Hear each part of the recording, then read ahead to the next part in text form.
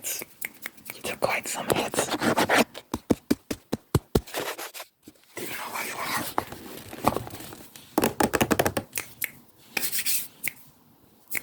Do you know where you are? Do you know where you are? Well, I'll explain to you exactly what happened. Well, okay, here, I caught you trying to rob an old lady. Oh, yeah, you'd never do that? No. Well, you did. I caught you robbing an old lady, and I was like, hey, stop doing that. That's not right. Okay, I'll be honest, I didn't say that. I just immediately,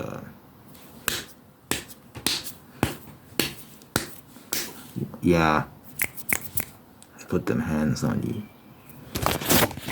I put my hands on you, and it was quite aggressive. I was trying to be very heavy-handed with criminals, as I should be, you know, like, yeah.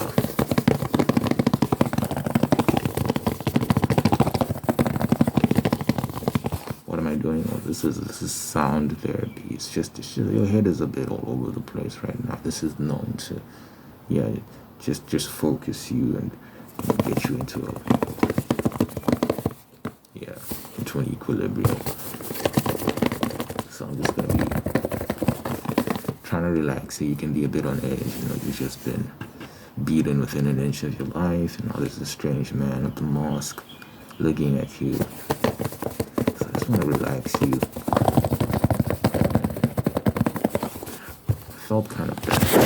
I felt kind of bad because after I was done, like just beating the brakes off you, just piecing you up, I looked at you and I was like, yeah, this person's body is kind of lying down at an awkward angle, and you know, like your arms are like a bit bent.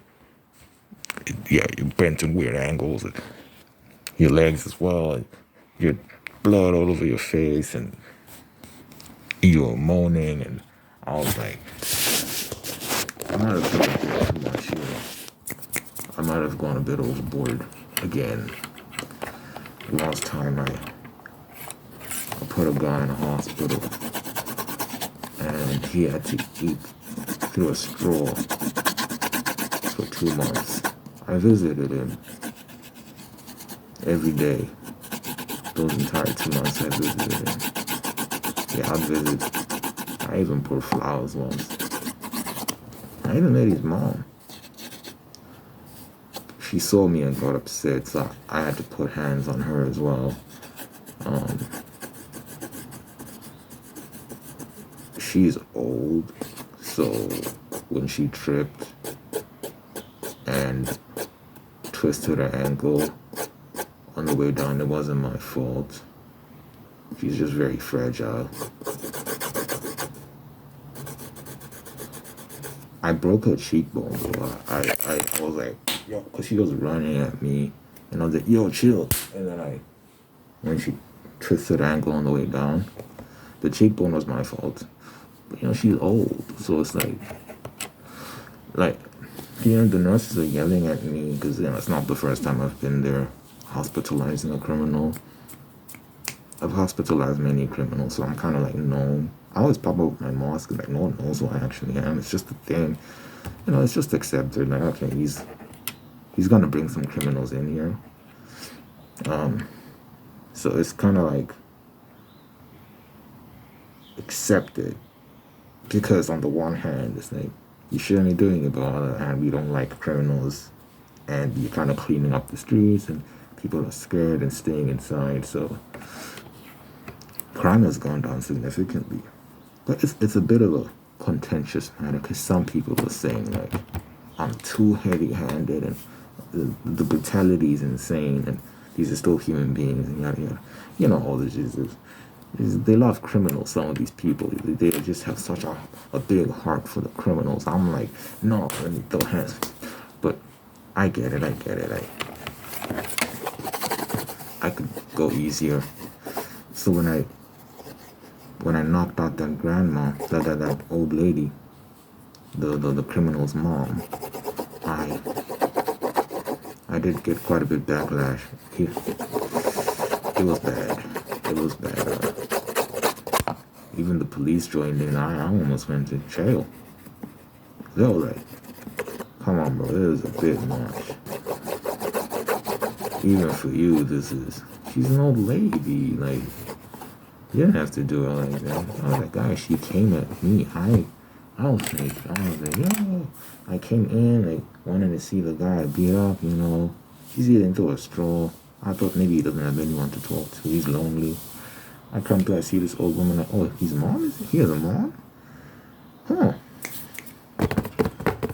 And I was like, oh, you know, I was like, oh, how are you? And then she's like, who are you? And I was like, oh, you don't know, oh, I'm the guy, I'm the reason your son is here. And then she just immediately got up and she ran at me, and then I was just like, yo. And then the rest is history. Now she's in a bed next to her son, and they're both having a tough time. She'll be fine. It's just the cheekbone. It'll heal up. At that age, though, man. Those sort of injuries, a bit risky. She'll be fine. The nurses, they talk to me and they were like, you need to stop. I understand you're fighting crime, and I understand that you really have a strong passion for safety and peace. You're trying hard to clean up these streets, but you need to chill, man. You need to go easy. The lost guy you brought into here, he I don't know how you did. Like, this is what they're saying to me. And then, you know what? This might be in some of my best work. I shouldn't think of it that way. I should be a bit remorseful. But apparently, I hit this man so hard that I transferred the hearing of his right here to his anus. So he was literally hearing through his anus, which is I don't think that's ever been a recorded case before. I don't think anyone's ever seen something like that. But they tested it multiple times, and they would make sounds near his butt, and he'd hear it there, but when they made the sounds here, he'd hear nothing. So they thought he was deaf in one ear at first. They were like, you beat him so hard that he lost hearing in his right ear. But that wasn't the case. Because one day, he was like, yo, I can hear something. But it's weird because it's coming from down there. I can hear it down there. And people were like, what is this guy talking about? So they did some tests, and you know, they told me, like, you transfer hearing from his right ear to his anus. I haven't been able to replicate it since. I'll be honest, when I was dealing with you, I did go a bit extra hard on you just because I wanted to see if I could do it again. It didn't work. And you can't hear, can you?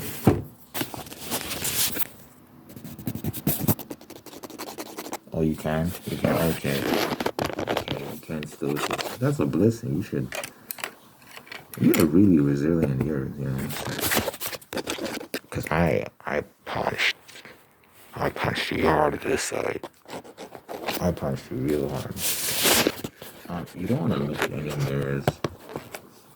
Anything that reflects your image. You don't want to stay away from cameras for a while. Like, for a long while. How long? I'd say like a couple months. Maybe longer. maybe consider like surgery. Yeah. Oh no, calm down, calm down. It's okay, it's okay. This is actually, it happens a lot to criminals like that. So you don't need to feel like you're alone in there. So, have you never heard of me before? Like never? It's surprising because I did suspect uh, the way you were so brazenly robbing this old lady. I was like, why? Why would this person do this in my city? Like, it was so brazen. Like you weren't looking around to see if the masked man was lurking around somewhere. Like you're just brazen. Like, give me your money, not with the gun. And I was like, this is insane. I've never seen this level of confidence. I haven't seen it in a while since I became big in the scene. Yeah. So I did suspect that maybe you new. Are you new here? Oh, that makes sense. You just got to the city. Okay, okay. Yeah, no, I'm a big deal. I'm a big deal this side. I'm known to really. Yeah, no. I destroy criminals. I injure them a lot of the time permanently. I don't think you're gonna walk away from this without some sort of permanent injury. Just a heads up. Oh no, no. It's okay. Don't worry, don't worry. It's okay. Like I said, you're not alone. It's normal. It's normal. For criminals like you, of course. It's normal. Don't worry. Don't cry. It's okay. It's okay. Yeah.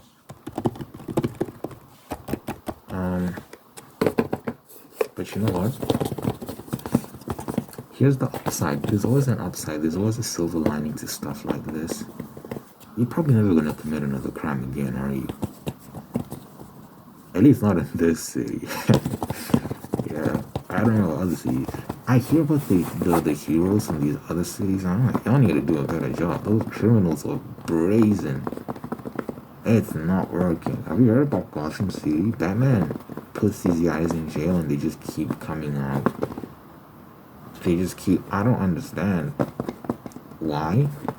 And apparently he's as brutal as I am. I don't think so. I don't think so, because these guys keep coming back. They don't seem to get the message. So, for me, it's like, that's kind of why I go out of my way to really hurt you, because I just feel like it's done from a place of love.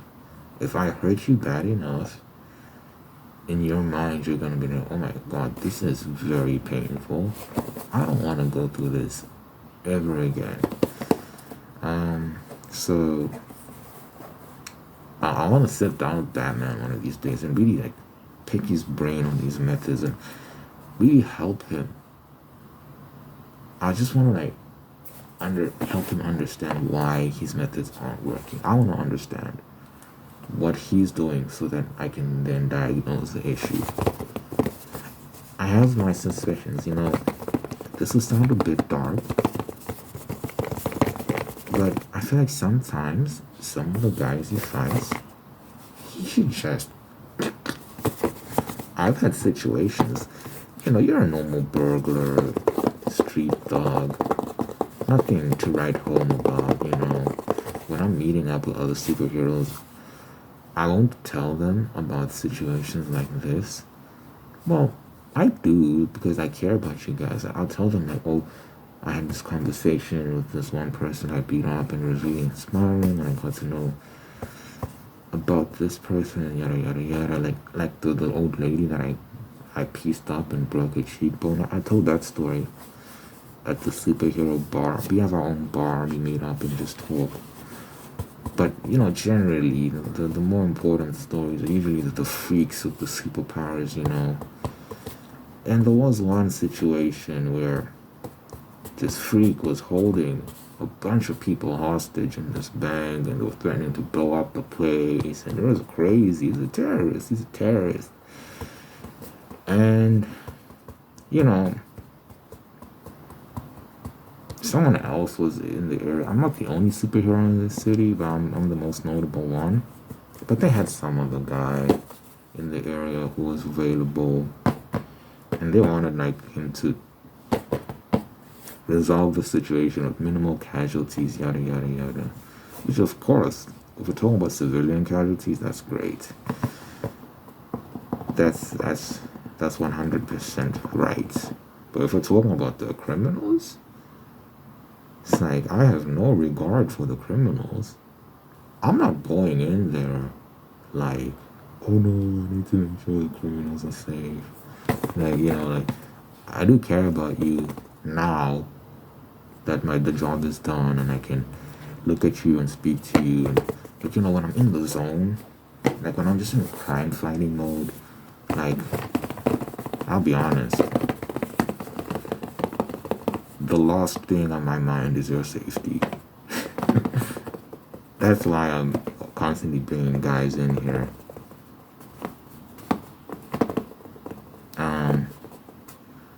But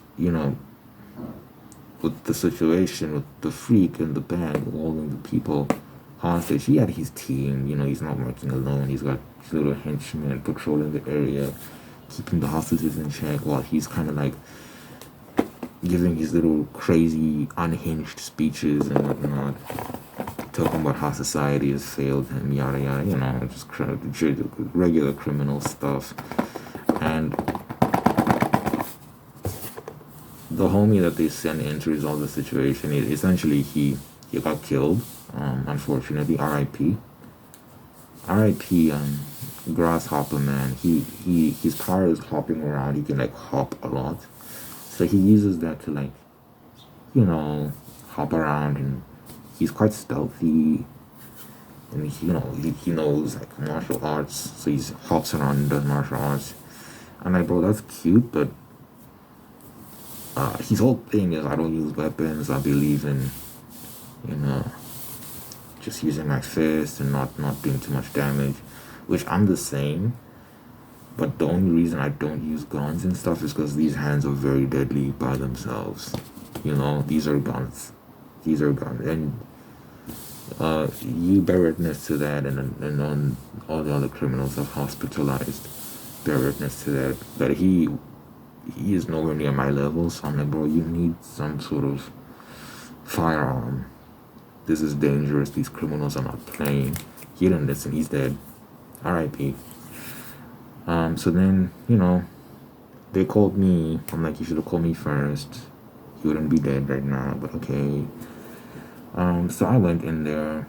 I'm pretty good at stealth too. Like when I want to me, I'm a ninja. I'm a ninja. The mask. I usually throw this on, like, and then like I'll be like in corners and shadows, and they never see me coming. It's actually insane. I'll be like right behind you, like this. Because it's hard to breathe in this thing sometimes, and they never like until the last moment they're like, oh no, but it's like always too late. I'm like, you guys are like, you need to work on your awareness, your environmental awareness. Anyway, so I take out the dogs one by one, and then the homie, the main baddie, the big boss, he realizes, oh my god, my henchmen are gone. Where are my henchmen? Because he's like talking on the walkie-talkie and no one's responding. So he comes out to the main like foyer of the bank to see what the hell is going on, and then he just sees me there, and I'm just like, what's up, bro? Like you can like surrender, and then you can just go home, or you can resist. Final stand, yada yada yada.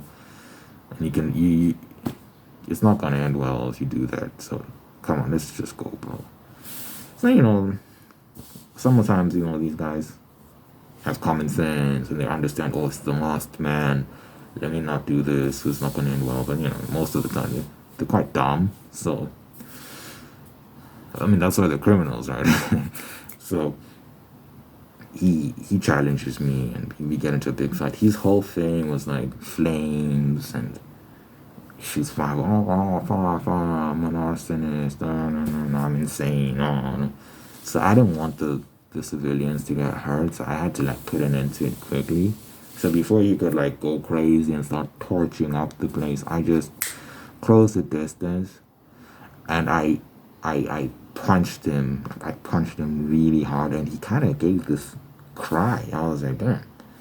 And he fell on the floor, and he looked at me. He had tears in his eyes. He's very angry, like, very angry. He gets up, right? I'm like, bro, like, stop, stop, stop. He was very, very, very upset. So now I tell the hostages, get out of here. There's no one stopping you. I don't know why you're just watching this fight. Like, leave. So everyone leaves. While we're just standing there having this stare down. He's got tears in his eyes. He's very angry. He's fuming. The tears are evaporating because he's like hot. And I tell him, like, if you even flinch while these people are escaping, you're done. You're done. He doesn't listen, right? As the last few people are leaving, he just erupts, flames everywhere. So in order to protect like the people that were about to like the last few people about to leave, I just run in, and now part of me wonders, did I do it on purpose, or was it like a heat of the moment thing? No pun intended. I think it was a bit of both, to be honest, because part of me was like, this is the opportunity I've been waiting for. I rarely get to off one of these people. I really get to kill a criminal. So this felt like a great excuse. Like, guys, I had to stop him. Like, people's lives are in danger, yada yada. So I hit him so hard that my hand went through his stomach, and the flames stopped immediately. Like, it was like magic. The flames just disappeared. And the people that were about to leave, like the last few people that were at the door, they looked back and they're like, hey, yo. And it was like a big thing, and they were like sad for him. I'm like, he was about to cook you. He was about to roast you. It's like, I had him up in the air, like I lifted him off the ground. My hand was through his stomach, coming out his back. Pause. And I could even like move my hand around like this. And people were like, hey, yo, like, that's gross, da da da da da, put him down, oh my god. And the cops came in, and they were upset too. And I just saved a bunch of hostages. And y'all are just lecturing me about how I'm too violent. I'm like, grow up. Grow up. This is crime fighting, it's not a joke. These guys are crazy, they're unhinged. They're criminals. They hate you, and they hate me. And I got one of the cops to take a picture of me while I still had the guy up like this. So I could post it on the I have this anonymous account because criminals have their dark web and they have their social media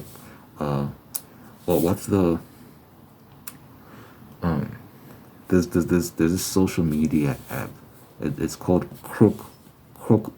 It's Crookbook, and it's for criminals who want to like engage and become friends and share details about crimes, so they can coordinate crimes and stuff together. Crookbook.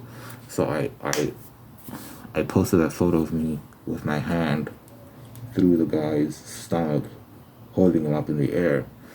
And I was like, yo, did you just see what the Moss Man did? He totally killed this guy. Oh my god, R.I.P. with the crying emoji, multiple crying emojis, and the skull emoji, and the coffin emoji. And it went viral on Crookbook, and people were just like, the criminal was like, oh my god, he's killing criminals now? Oh no. And ever since that day, the crime rate's been pretty low. That's what I was saying when I saw you robbing that old lady very brazenly. I was kind of shocked. I was like, who is this person? Why are they not scared? Now that you're telling me you didn't know, oh yeah, that makes sense. But like I said, I don't think you'll be doing this again, right? Yeah, you're done. You're done. Plus, you're crippled now. You're a cripple. You can use disabled parking. Like we see the silver lining. Like your life of crime is done, and because you're crippled, you can use disabled parking and stuff like that. Isn't that great? Yeah. So it was a good chat, and I hope to. I was gonna say I hope to see more of you. I don't. It'd be wild if you were here again. To be honest, I have a policy like you get one hospital visit. If I catch you doing crime, I will kill you. Just because like you begin to burden the medical system. Like if I imagine if I kept bringing in new criminals, the same guys here. It's always new faces. They never see the same face twice. Now it's rare. It's rare for like someone I've like dealt with harshly to come to commit another crime. Like I never really encountered the same criminals twice. It's rare for me. That's why I'm saying Batman needs to get his act together because he's seeing the same guys over and over and over again. Not me, but there have been a few instances where I've like seen like, haven't I dealt with you before? And then it's that look of defiance and I'm not scared of you, and then I don't hold back. Then I just kill them. Yeah, just because what if they have more victims? If I let them go, imagine I let them go, and then they go hurt someone else. They go rob someone's house. Give me the money. No, please, my family's here. Give me the money, damn it. And then like the person they're robbing gets brave and tries to fight back, and then they end up shooting the person, and then I'm like, no. I'll just end you right here, right now. How about that? Yeah. Anyway, thank you. Thank you for being a good sport and listening to me. This is therapeutic for me. It eases my conscience, and I feel better when I know that I had to have a conversation. I got to have a conversation with the person I beat the living shit out of. So, yeah. Stay good, man. Stay healthy, and I'll see you. Oh no, we established I won't see you, right? Good.